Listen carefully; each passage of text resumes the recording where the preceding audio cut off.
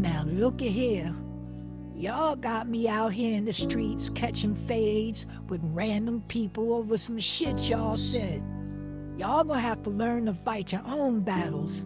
Your grandmother is too old to be out here defending y'all in these streets. Now, I just caught a fade with Mick Johnson down the street over some shit I never said. Boy, I told you. I said we got Indian in us. I never said we was the real Indians. You little niggas got me out here fighting people I done known for 60 years in these streets.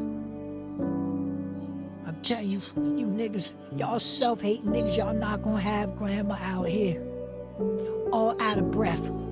It's bad enough you niggas won't even spot me in the gym, won't even spar with me. But you gotta come get me to fight your battles. Y'all niggas gonna learn to fight today.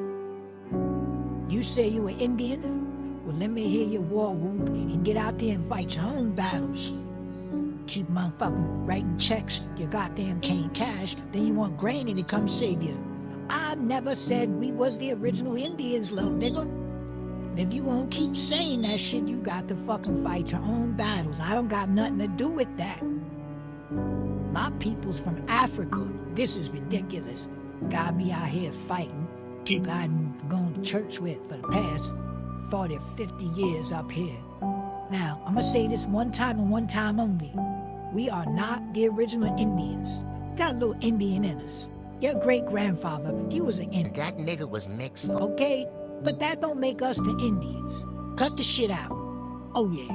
And Michael Jackson did say, Mama say, Mama sa, Mama kusa. I don't know what you young niggas is thinking. And that Michael Jordan is a bad man. I never seen nothing like it in all my 90 years. Now go into the gym and get your weight up. Granny can't keep fighting these fights for you. I love you though, baby.